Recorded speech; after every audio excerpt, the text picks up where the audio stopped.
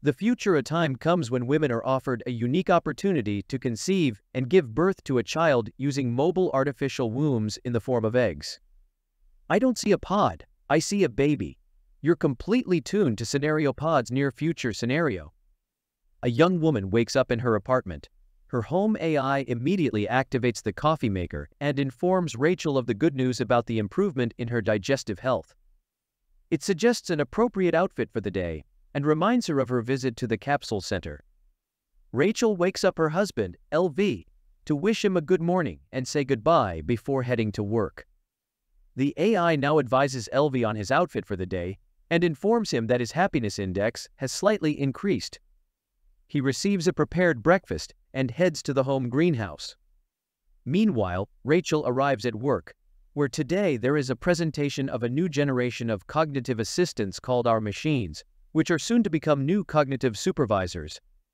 After the meeting, Rachel is invited by her supervisor, who is concerned about the possibility of her expanding her family, as they intend to offer her a promotion.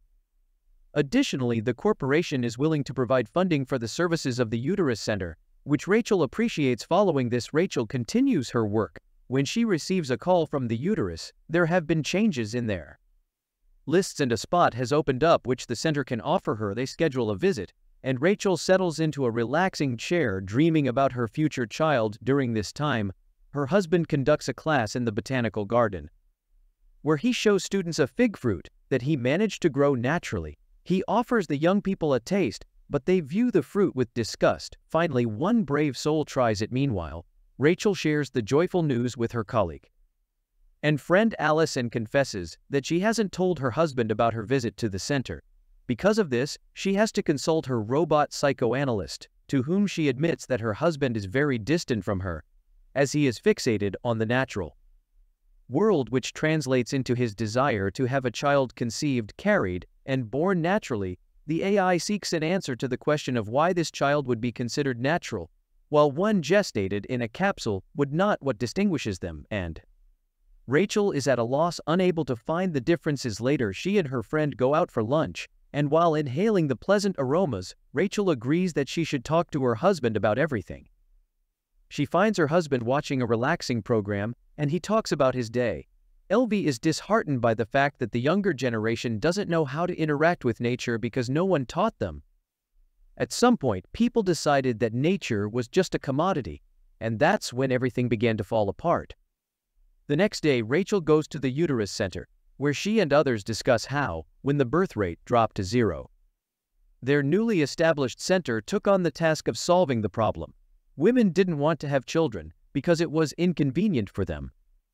The Uterus Center wants them to live full lives and pursue their dreams without being distracted by children. The director of the center, Linda, welcomes the gathering and is ready to share the latest technological advancements.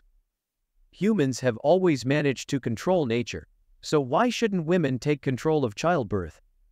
Linda gives a tour of the center, showing the capsule developed by scientists in which the baby grows if parents don't have time to interact. In fact, they can always play music, audiobooks, or educational podcasts for the baby through an app. They can also feed the child and monitor its development. One significant advantage is that children in the capsule are not exposed to viruses or toxins. The capsules operate autonomously for 48 hours. The fetus inside can hear everything happening around it, so it's advisable for the mother to talk to the baby. After the discussion, Linda reminds Rachel of the need to make a deposit, but Rachel intends to talk to her husband first. Upon returning home, she confesses her intention to Alvy to have a child with the help of the Uterus Center, which upsets him. Not only did she make such an important decision on her own, but she also went to the center without him. Rachel apologizes, and the couple reconciles. Rachel suggests to Alvy that they talk to Alice and her husband, and the family goes to visit them. Alice enthusiastically discusses the opportunity for women to have a child without experiencing pain, suffering, or body changes, while her husband demonstrates a special belt for carrying the egg capsule, to which Alvy looks quite skeptical. He categorically refuses to hold the capsule at home. He can't shake the feeling that the egg is made of plastic. Rachel assures him that the child will perceive it as a real maternal womb, but Alvy remains unwavering. It's hard for him to accept that the child will be packaged in plastic. The wife suggests that he visit her robot psychotherapist. Although he initially takes offense at this advice, he eventually decides to go. However, after listening to the AI's advice, the man realizes that they completely misunderstand each other. Upon returning home and discussing the evolution that led humanity to grow children in capsules, he agrees to his wife's proposal because he understands how important it is to her the next day. The birth goes to the center, and although now a child can be made from any material, Rachel announces that Alvy will be the biological father. She allows nature to determine the child's gender.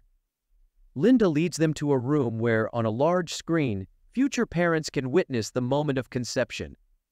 Later, they are brought a container with a fertilized zygote so they can admire it. The couple later informs Rachel's parents about the upcoming event. Rachel's father suggests that Alvy sell his country house since they never go there, but the man vehemently opposes the idea. While the capsule remains at the center, the future parents continue their usual lives. The day comes when the program connects Rachel to the capsule, and even though nothing can be heard from inside, she starts selecting music for the baby. At one point, she tries to see the baby, but she is told that it is kept in complete darkness until 7 weeks. Then one of the capsules sends a signal that it's time for birth. Even though everything is programmed, the baby doesn't always arrive at the appointed time.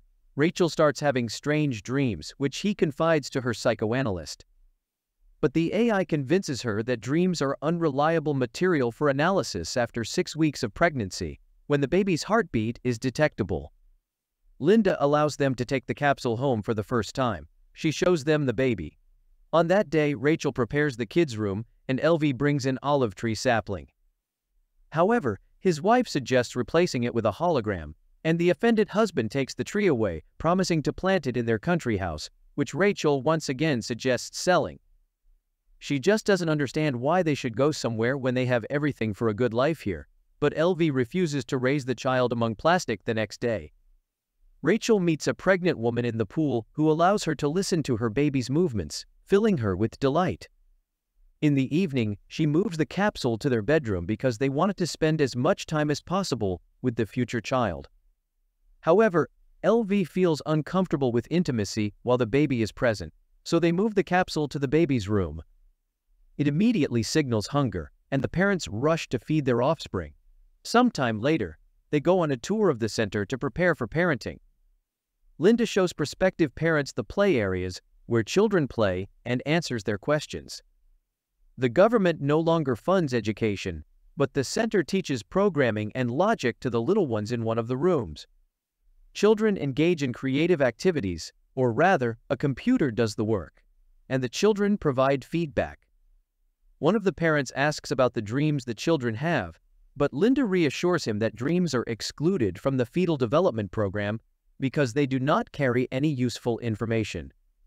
One day, Alvy is in his greenhouse when he hears the capsule signal. He feeds the baby but then decides to communicate with it while Rachel receives a warning about her declining productivity. Her husband is trying on the capsule holder and takes pride in his success. Now he carries the capsule with him, reading books to the baby, posing riddles showing his plants, and falling asleep beside it at work. He suggests to the visitors that they hug a tree and experience its calming effect on the human mind. His supervisor congratulates him on the upcoming joyful event and suggests replacing the live plants in the greenhouse with holographic images as growing real trees is too expensive. But Alvy becomes furious and rejects the proposal. At home, the family watches a movie about penguins, and the man starts crying when he learns about the dedication of the birds.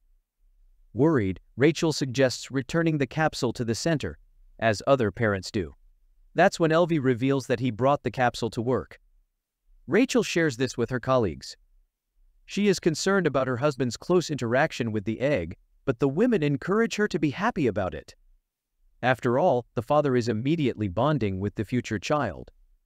Rachel continues to have strange dreams, and her pregnant friend reassures her that it's normal for expectant mothers. One day, Rachel dreams of herself with a baby bump, and she enjoys it.